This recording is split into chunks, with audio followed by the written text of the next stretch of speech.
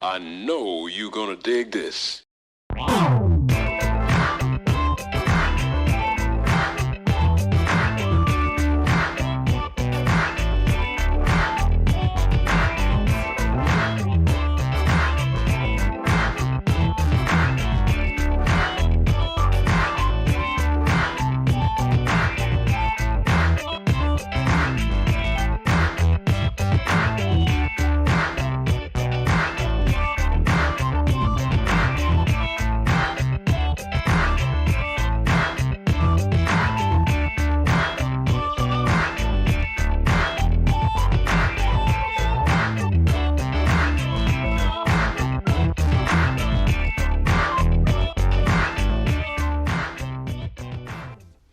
Well, Funk fans, 2016, interview number 2.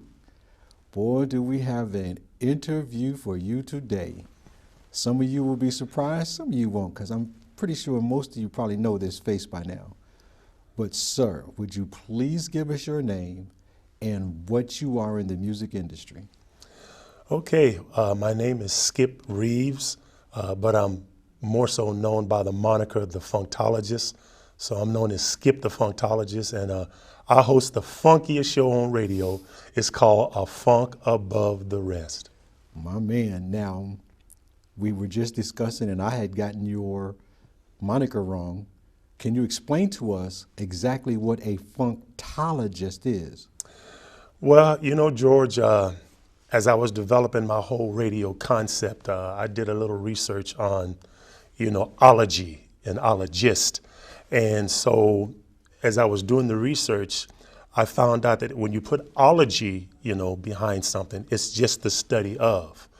But etology means that you spread it, you send it out. So I decided to call myself the Funktologist because I wanted to make sure that from my radio show, I was going to be spreading it as far and as wide as I could. A funk above the rest. Now, do you have a role in the Funk Center?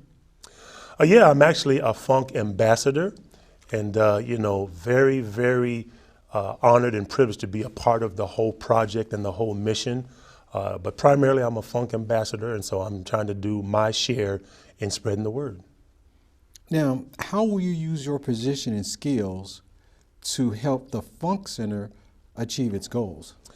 Well, because I have a syndicated radio show, my show is played on both digital networks and terrestrial networks. I feel that I'm in a position just to get the word out, but also, George, I'm a concert promoter as well.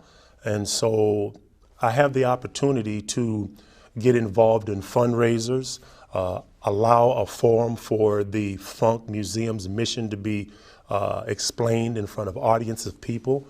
So that's just my way of being able to support the whole, Funk Music Hall of Fame and Exhibition Center, mission. Yeah, so you've got a built-in plan to increase awareness and use your social media status to expand the Funk Center. Yes, sir. Now, give me a little history, as if I didn't know, or maybe you don't know, maybe you do, but I think you do because you're a radio host that you know about funk music, a funk above the rest. What about the sound and the groups that came from Dayton, Ohio? Give us your knowledge and background on exactly who and what they were. Well, as a young kid, I got into funk music, like many of us, James Brown was a huge influence, on the whole funk vibe, the funk movement, just the funk genre.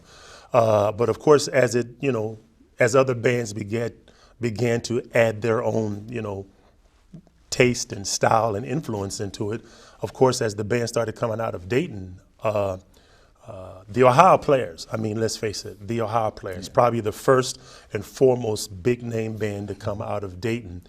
And, I became a huge fan of theirs. I can still remember back in 1972 when the song Pain came out, I was done. Standard bearers. Yeah, it was just, so I became a Ohio Players fan from that point on. And the Ohio Players, in the early 70s, and then, as the middle 70s rolled around, and then, of course, when Slave came out and the song Slide, come on. I mean, it was a unique song. You know, the bass line was unique. The whole song was, it just created a whole nother addition to this, Yes. element of funk, And then after that, of course, Lakeside came along, Sun came along, Phaso came along, Heat Wave. All of those bands, I was a big fan of them. And, and being a former drummer, I played drums to all those songs when I was a youngster. Did you start on drums, or did you have another instrument before you were playing drums? No, I didn't start on drums. Believe it or not, I come from a military background. My father was in the military. So I started playing the accordion, believe it or not, when I was like 7 years old. Wow. Because I was in Germany, and just played the accordion. But then from the accordion, I moved on to the piano. From the piano, I moved on to the guitar. And then eventually I landed on the drums. And that was the instrument that I played for many years. Now, I read your bio, so is there a reason why you left playing the guitar to the drums? Yeah, well, what started happening, George, because I started growing tall. About 15 and a half into 16, I started growing pretty tall. And as a result, my fingers started growing pretty long. And so I started finding chords were getting a little harder to play. You know what I'm saying? These Really long difficult. fingers and trying to play these little chords. And so You got 10 fretboards over there. exactly, And so what happened was, one day I was at a rehearsal with the band that I was in, and I was playing guitar. Well, we took a break, and I just decided to sit down on the drummer's drum set just for the fun of it. And all of a sudden, I was able to play a groove. I'd never played drums before, and I thought, wait a minute, maybe I'm on the wrong instrument. The guitar chords are starting to, get hard to play. Yeah. All I had to do is just grab sticks with these hands and just pound. So I discovered that drums was my calling. I think I'm going to check Guinness Book of World Records to see if you are the tallest drummer on the planet. Now, the sign was defining at the time, and it's still used today, because they're still sampling a lot of, Dayton funk artists' music today. But like the Wright brothers, most people don't know that sound actually originated from the Dayton, Ohio area. What do you think about that? Well, once again, George, when the bands were coming out, like Heat Wave and Slave and the Ohio Players, there wasn't a lot of emphasis or even mention much where they were from. It was like, oh, well, here's a new song, here's a new group, but there wasn't a lot of emphasis on where they were from. And so I think because of that, Dayton's contribution kind of just was quietly just left out because nobody emphasized where they were from. I think about James Brown, like in his song, There Was a Time. He mentioned, I'm from Augusta, GA. He mentions where he's from, but I don't recall too many Dayton artists mentioning in their songs where they were from. And I'm not saying that would have made necessarily a big deal or not, but what I am bringing out is that there was not that much emphasis put on where they were from. It was just that, oh, wow, here's a new group that's playing this brand of funk. Here's a new hit single. Here's a new hot track. So I think because of that, the city of Dayton just kind of got, left out of their contribution to the whole funk scene. Now, do you believe that the funk scene even belongs in Dayton, Ohio? If so, why? Yeah, it does. Yeah, it does. Because there were so many funk groups that came out of here. Now, George, we're aware that there's a lot of funk bands that came from various cities throughout the country. But to have the city of Dayton produce so many, and I'm talking about hit-making groups, it deserves to be here. A high concentration. Yeah, exactly. Because of that fact that so many came from here, I think Dayton would be the perfect place to have it because of its contributions of so many groups. Yeah, I think something like 8 out of 10 songs at one time were from groups from the city of Dayton, Ohio. So if it belongs in Dayton and you're a part of the Funk Center, what would you like to see people walk away with after they exit the beautiful center that we have in mind? George, basically that funk music as a whole, it's an American art form to begin with. And funk music has been an influence on artists and musicians all over the world. I know that for a fact because with my radio show, I get a lot of music that is sent to me from various parts of the world for airplay consideration. And I'm amazed at what comes to me. I mean, from the Netherlands, from Australia, from Poland, from Russia, from Korea. I'm thinking, and all of this music was inspired because of the funk. So when people come to the center, they need to leave knowing that, yes, it is an American art form. Dayton, of course, had a major role in that art form because of so many groups who came from here. And the educational piece of it, this is where it got started. Because, you know, George, when we look at the history of a lot of things, we talk about where things got started, how it continued to develop, then how it reached out many times into the masses. So I think when the Dayton, Funk Center goes up, when people leave there, they need to walk out of there going, now I understand where it all came from and what it all accomplished. Okay, so we're going to go off script for a minute because you mentioned something. Your radio show and you receiving music from all around the world. Mm-hmm. Do you see any kind of similarities in the new music and maybe how it may have been influenced by what we consider funk? Yeah, and here's what the similarity is, George. It's bass heavy and the drums are tight. You know what I'm saying? And we know that in funk music, a solid bass line, that pocket, that groove is crucial to the foundation of a funk song. So yes, a lot of the songs that come to me, they have that bass drum element in there. Now granted, George, in today's, current modern music reproduction scene, there's things that are done with, a lot of technologies involved. So there's a lot of drum machines, a lot of looping, a lot of synth bass that's going on. But nonetheless, that attitude is still there in the music. So we know when funk got started, it was done with a lot of live musicians playing a live instrument. But we know into the 80s, the synthesizer sound, Moog basses started kind of dominating, still making it heavy, making that bass track heavy. The drums, were recorded, tight, loud, hot as they call it. So, but those elements are still in the tracks that people send to me for airplay consideration. Those elements are still there. A lot of bass and a lot of drums. The syncopated drums. Yeah. Yeah, so as you know, one of the other components of the Funk Center is to bring musical instruction back to the inner city / urban, children. Is that something that you would be interested in either being a teacher or, giving a lecture on or anything of that nature? And how do you feel about that? Yeah, George. Well, the thing, even though in today's world, here we are now in 2016, and we all are familiar of technology and how much of a role it now plays in producing music.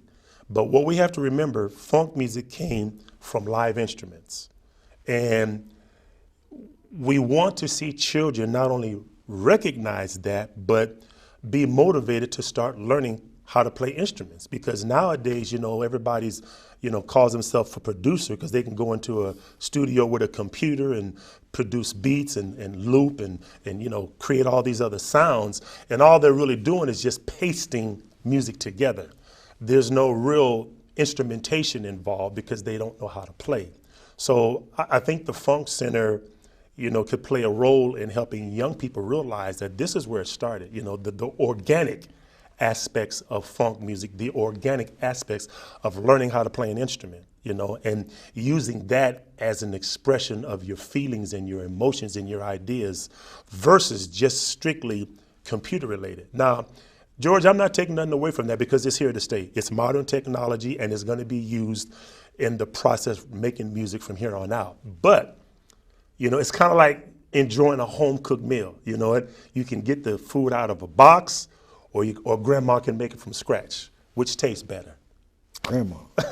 Exactly. So in this day and age, excuse me, you can combine them. I know the technology's here, but don't forget that organic aspect of producing music. Yeah, because we've seen studies that have been done that show where musical instruction children or children who have learned how to play an instrument, their test scores are actually 18% higher than those children that don't experience that. Exactly. So, it's a byproduct, and you don't necessarily just have to be a musician, it actually carries over into all aspects of the learning curve. Yes, I agree. Now, What also sets funk music apart from other genres? Well, for one thing, funk music is a style of its own. That's for sure. But then you got to add attitude, you add feeling, and you even add, certain progressions of notes and chords and harmonies and, how a song moves from one section to the other. Yes. All of those things, contribute to what make funk. But funk in itself is a style of music. Now, you can add a lot of components to it, but funk music as a style of music has a set foundation.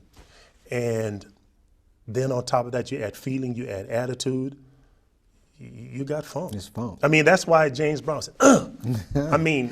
For a whole record. Exactly. He didn't know what else to do. He said, it hits you like that, and then there's this response. I'm gonna go back to something you said earlier. You used to be a musician. Probably still are. Yeah, I can still play the drums if I sit down on them. I'm not as tight as I used to be, but I can still hit them. Yeah, I heard you yesterday. Yeah, you can still hit them. Mm-hmm. So now, give me your fondest memory of your funk experience / musical experience when you were a musician out there. My finest experience. You know what? I got the privilege and the opportunity to play with Buddy Miles, who was drummed with Jimi Hendrix. Yes. I was a big fan of Buddy Miles when I was a young drummer. Like a lot of people back in the day, I was a self-taught drummer, so I would play the records. And I would play the Buddy Miles' records, and not only with Jimi Hendrix, but his solo stuff, because I also developed into a lead singer as a drummer. So when I was a young teenager, I would be playing to Buddy Miles' records, and I'd be singing along with him. So I learned how to sing and play drums at the same time. Many years later, I got the chance to play drums with Buddy Miles. And here's how it happened. He came to Colorado to do a show. And I was a big fan of his. He came to Colorado to do a show. I went up to the venue where he's performing, and he just so happened to be there signing autographs and talking to people. So I waited my turn. And when it was my turn, I said, "Hey, Buddy, man, I'm a big fan of yours." I said, "Buddy," I said, "listen, I actually owe you a lot of money." And he didn't know me. He says, "What are you talking about?" I said, "I owe you a lot of money." I says, "Because, man, you gave me drum lessons for, my teenage years as a drummer. And I used to play to your records all the time and sing right along, and I learned how to sing and play listening to your records. So I said, I owe you money for all them drum lessons, So he got a kick out of that, and he said, "Hey, man," he said, "so you still drumming?" I said, "Of course I'm still drumming." He says, "Well, why don't you come up on stage and set in and jam with me?" I said, "Are you serious?" Wow. He said, "Yeah." And I didn't think he was going to do it, but he cool. got up on the, did his show for about 45 minutes. He called me up. He went out front and sang. He told me, "These are the songs we're going to play," which I knew them all.